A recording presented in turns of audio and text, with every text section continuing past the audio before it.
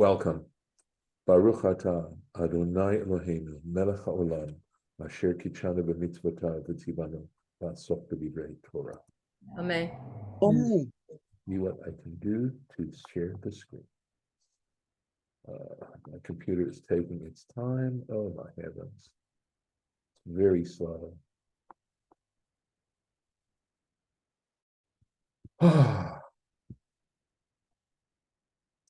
All right. So we are talking, of course, about the encounter on his way back to the land of Canaan at that time, of course, the promised land. Jacob meeting up with Esau and all the potential stress that is there in that meeting, because Jacob, the last time Jacob had any encounter with Esau, he wanted to kill him. Esau wanted to kill him. And at any rate, so now 20 years later, they're meeting up. And of course, we've read about the gift, etc. And they've actually met each other. Jacob has introduced his family, etc., etc. That's where we are. So we're in the midst of this conversation that they're having. Vayomer Esau, yesh li rav, right? Right before Jacob has told him he sent this gift, he's wanted to appease him and, reconcile with him. So Esau says, yesh li rav, I have a great deal, I have much. Achi, my brother, yehi lecha asher lach. You have what you have, right? In other words, you're entitled to what you have. So that is an incredibly important sentence, right? First of all, that he calls him brother is, helpful. How sincere it is, of course, well, you never know, but at least he called him brother, and he might not have done that. So let's take a look at what Rashi gets out of this. So right here, yehi lecha, may it be yours. In other words, you're entitled. And what was he entitled to? Asher lecha, that which is yours. You are entitled to that which is yours. Kan hodelo, this is Rashi now. Here, he acknowledged to him. Esau acknowledged to Jacob regarding the blessings. In other words, Esau was now reconciled to the fact that Jacob was entitled to those blessings. Vayomer Yaakov, so Jacob responds, Alna imna matzati chen b'necha. Please do not what? Rashi's going to tell us. And the word na means please. It's a word that connotes entreaty, right? Please do not, imna, if please, matzati chen b'necha, I have found favor in your eyes. V'lakachta minchati miyadi, please take my gift from my hands. Take my gift. Ki alchein ra'iti, because indeed, ra'iti panecha, I saw your face, right? I've entered your presence. Kirot pnei Elohim v'tirtzeni, as seeing the face of a divine being, v'tirtzeni, and you have shown me favor. That's how I feel. Right? It's telling him. So this really needs some unpacking, and Rashi's going to do that for us. Alna, please do not, but it's understood what the do not is. What is it? Alna tomar v'chein. Don't say this to me. In other words, don't reject what I have on offering you. Don't reject my gift. Imna matzati chen be'necha, if I have indeed found favor in your eyes, you will take, right, this is quoting, right? You will take the gift from me, because for this, indeed, I have seen your face, right? Here we go. Because it is worthy and it's appropriate for you that you should receive and accept my gift, al asher, because Ra'iti panecha, I have come into your presence. Ve'hein chashuvin li, and these are as they, I would hold them like, right? Or they are important to me, but it could mean, chashuv could be important, but it could be, I regard them, right? Something like that. I regard them, kir'ut pnei hamalach, kira'ayat pnei hamalach, as the encounter with the angel, right? It's the same thing. Seeing you is the same as seeing the angel. Shera'iti sar shalcha, for I have seen your guardian angel. In this case, the word sar refers to a guardian angel of a person, your guardian angel. And that, of course, is got to do with that previous little part where we talked about him wrestling with the angel. The od, and moreover, al shet nitrat seita limcholi, that you were willing to forgive me, al surchani, on for my offenses. Sirachon in Hebrew actually literally means a stench. And so bad behavior, bad behavior is considered, offensive behavior is, there's a metaphor that it stinks, that it's like, it has the same kind of feelings you have when you encounter a stench is the same as you feel when you encounter bad behavior, but that you've forgiven him. But look at how Jacob, I just want to stand back for a second and look at how Jacob's personality has developed. How he is much more modest and not such a smart aleck. The lama hiskir. So now Rashi goes on to say, but there was a little agenda involved in Jacob's words, in the kind of wording that he had in making a reference to seeing a divine being. So here Rashi is going to explain this to us. The lama hiskirlo ra'ayat hamalach. So, but why did Jacob mention to him the fact that he'd encountered this angel? Today,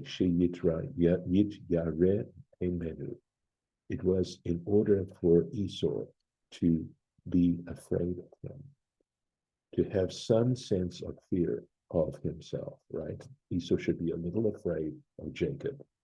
Vayomer, and he should think, Ra'eh malachim, or Ra'a malachim, Jacob saw, that's understood, he saw angels, v'nitzu, that he was saved, and he was saved. He didn't perish.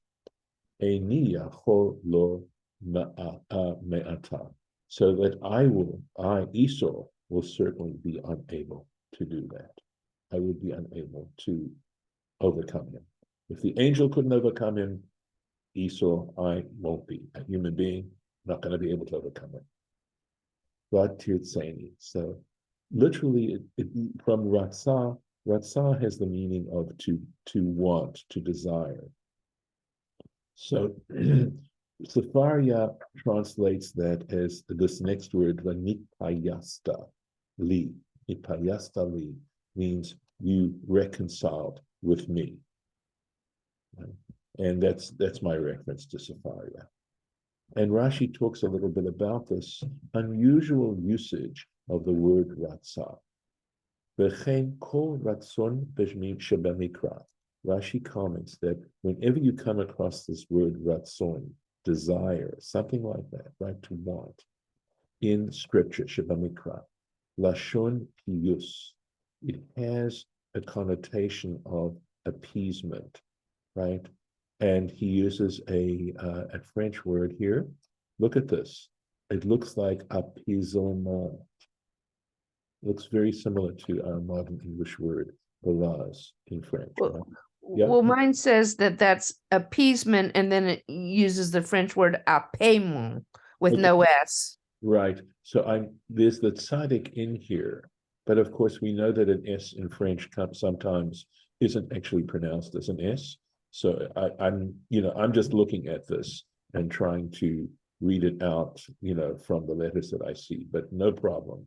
I'm not familiar, obviously, with medieval French. Yeah, but- and I see, yeah, it does have the study here too.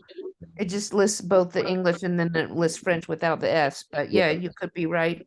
Yeah, no, In I'm French, does it have an accent? The little yes, they the do. circumflex. No, it's the circumflex. No, The little It- cap one means that no, there it's not a used to be an S in there. circumflex. It No, isn't? Okay. no, it says APAYEMENT. Uh-huh. Apaiement. So the Okay. question, not to get too deeply into French grammar here, you're right, of course, Judith, that the circumflex usually it was a way of marking the S that was silent. I hear you. Right. Okay. Well, language development, right? Here's the Yiddish, right? Besenfting. I'm not that familiar with that Yiddish word, but I have to assume it means, right, to compromise, to appease, rather, to reconcile, I think is what it would mean. Right. Okay. So here we go. So now he gives examples. This is a quotation from Leviticus chapter 22. Ki lo l'ratzon yeh lachem. It's talking about a sacrifice, and that if the sacrifice is brought like with blemishes, etc., it will not be. You will not find favor. It will not be acceptable. So it won't. So l'ratzon, it will not be there to find favor. And he goes on to say, this is really lovely, where Rashi's just commenting now. HaKorbanot ba'ot lefayes u'leratzot. He's telling us that the intention of these offerings, that their real purpose, he says, are coming to reconcile and to find favor. That's the purpose of these offerings. So, we see a sort of connection here between the offering that Jacob made to Esau by giving him these gifts, and understanding perhaps the offerings, some of the dynamics of the offerings on the altar, that they're a way of showing a desire to reconcile, and also in that process of reconciliation, automatically there's a willingness to admit having done wrong. That's sirachon. So it's really, pulling apart a little bit some of the dynamics that are going on here. Gives an example here, lovely proverb, Mishlei, Proverbs chapter 10, Sifte Sadik Yedun Ratzon. The lips of a righteous person know favor. That's the language of Mishlei is very terse. And Rashi explains, Yodim lefayes u'leratzot. They know, in other words, the words of a righteous person. Such a person understands, knows how to reconcile and to find favor. Amazing.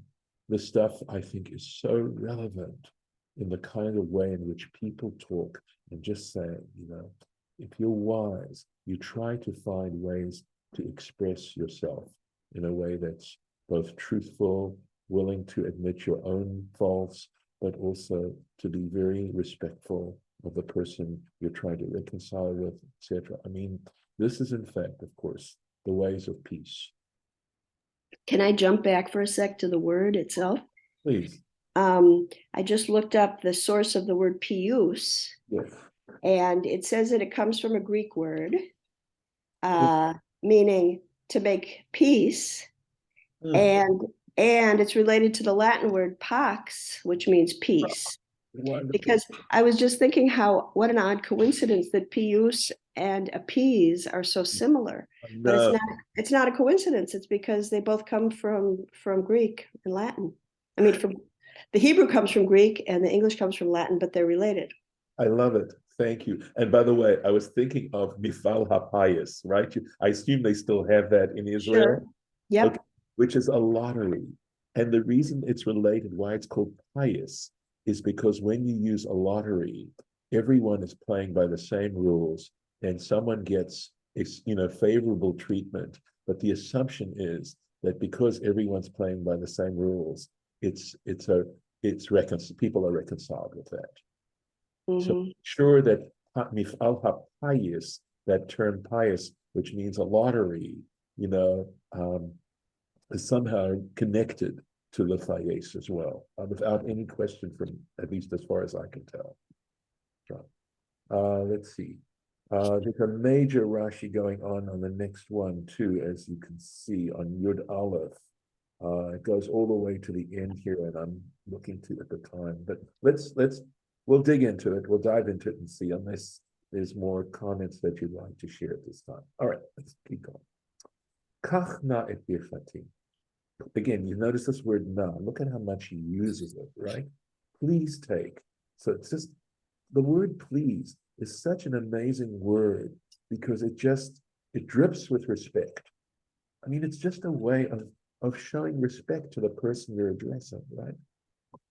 Please take my birchati, my bracha, right? So we know that bracha refers to blessing, and Rashi is going to talk about the use of this word here, asher uvat lach, which was brought to you. It's a passive form of the verb, right? Please take my gift, which was brought to you. I'm going to translate it as gift, because essentially that's what it means in this context.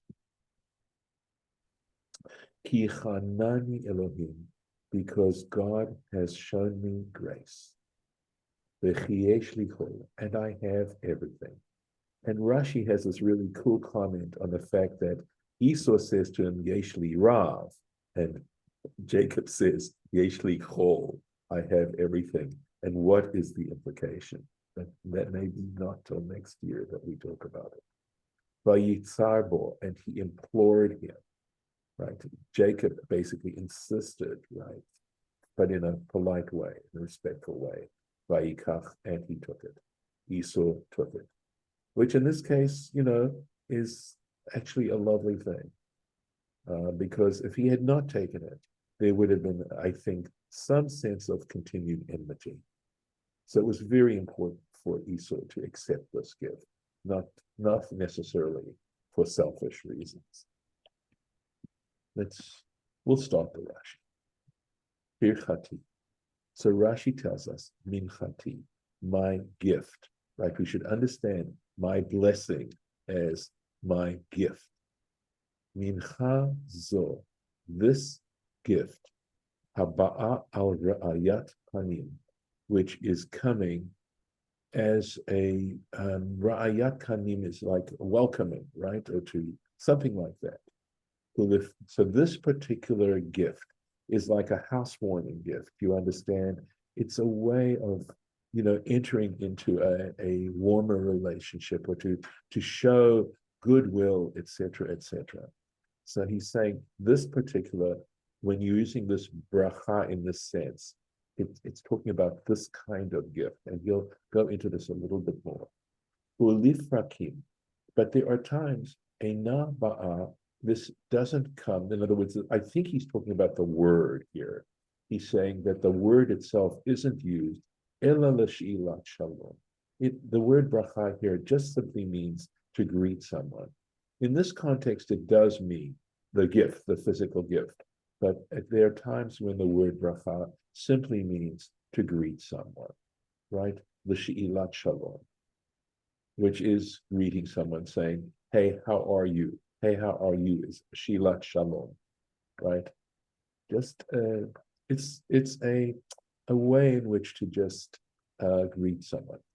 V'chol bracha shehi darat panim, excuse me, and any bracha, with this word bracha, which is used in the context of greeting someone or meeting someone, right? Meeting someone or welcoming someone. Kagon, for example, vayivarech Yaakov et Paro. It says Jacob blessed Pharaoh, and we shouldn't. I think what Rashi's trying to tell us is that we shouldn't understand necessarily that Jacob was blessing literally Pharaoh, but that he was greeting Pharaoh, that he was coming in a respectful, very respectful kind of way into Pharaoh's presence. So, Asur iti bracha de sancheriv, right? So he's saying in connection with Sennacherib, it's like I think what he's saying is that he should welcome him, something like that. And likewise, and this is in the second book of Samuel, lish'ol lo l'shalom u'levarcho. So here we go, to seek his welfare, right? To greet him and levarcho. It's the same idea. The Toi, this is the name of a person, regarding Toi, the king Melech Hamat, the king of Hamat. Kulam lashon birchat shalom hein. They're all those sentences that he's just quoted have to do with greeting, right? With coming into a situation of greeting someone in this lovely kind of way. Shekorim velaz, and here we have another. It sounds so much like an English word that we refer to in Old French, saluder, to salute someone, right? So understand that when you that term in English of saluting has to do with recognizing a person's presence and doing it in a way that represents friendship and respect. And here's a word that I do recognize, and he says gerissen, like to greet, right? That's the Saxon word, right? The German. Afzo birchati mon salud. Here too, when he talks about birchati, he's talking about mon salud, my grüß, my greeting, accept my greeting. Asher heveiti lach, which I have brought you, or which was brought to you. Why does he use the passive term here? Rashi again deconstructing the sentence for us. Lo tarachta ba, you did not have to go to any trouble regarding this. In other words, the transfer of property, you did not have to go to any trouble, go to any lengths regarding it. Ani yagati, but I went to a lot of pains, lehagia, to go in all that's involved in setting this up and sending it to you. Ad sheba aliyada, until it arrived in your property. In other words, until it came to you. I want you to know that I was happy to go to all this trouble to get it to you. So in other words, also suggesting that if you don't accept it, you've put me to a lot of trouble for nothing, right? So and going to that trouble is the way of saying, I really wanted you to have it. That's why I went to that trouble. And it reminds me of a lovely story of a Stanley going to Africa. And when he left Africa, he made a friend while he was there in Africa. And this friend brought him a wooden statue. And Stanley knew, he'd been there long enough to know that the wood that from which that statue was made was not local, that the wood was 100 miles away. And he said to the man who brought him the gift, he said, wow, he said, this wood you had to go a long distance. And of course, it wasn't by car, it was on foot. He had to go on foot to go collect the wood and then make the statue. And he said to the man, he said, wow, you had to walk a long way to get this wood. And the man said to him, walk, part of gift. So there we have it. A little bit more here. Okay, Hanani. So Rashi's going to go into a little bit of grammar here. Nun Rishona. So he says, if you look at this word Hanani, notice that there is a dagesh, right? There is a dot in the letter. And a dot in the letter represents under certain circumstances regarding, with the exception of 6 letters, and especially in this particular position, as a doubling of the letter. So we actually have 3 nuns, as Rashi's going to tell us, right? That dagesh, it's called a dagesh, the dot, and it means a doubling of the letter. So here we go. So he says, Nun Mishuna Mudgeshet. He says that first Nun has a dagesh in it, has a dot in it. Lefi shehi mishameshet b'makom shtei nunim. And that is because it serves as in the place of two nuns, two letters. Shahaya lomar, because in fact, the way he could have said it is chonenani, right? Chonenani. Why? She'ein chanan, because this word chanan has the doubling of the last two letters, below shtei nunim. That is the word. The word is chanan, and those two nunims. And the third, the hashlishit, but the third nun, leshimush, has a utility function, because the ni, those last two letters, are a pronominal suffix meaning me. Like for ani means I. So in that position, it's a suffix that means me. And he says, Kamo asani, who made me, there's the ni, right? Zavadani, he gifted me, etc. Yeshli kol. So here's this call that I mentioned before. I have everything. And he meant by everything he meant, kol sipukai. I have all my needs. V'esav, but Esau diber bilashon ga'ava. But there was a certain pride with which, or arrogance with which Esau spoke. So in other words, Jacob was saying, I have all I need. All I need. God has provided me with everything I need. But Esau spoke with a certain arrogance. Yeshli Rav. He said, Yeshli Rav. Your tear, more and more, mikdei soki, from what I actually need. So some beautiful little nuggets in today's section.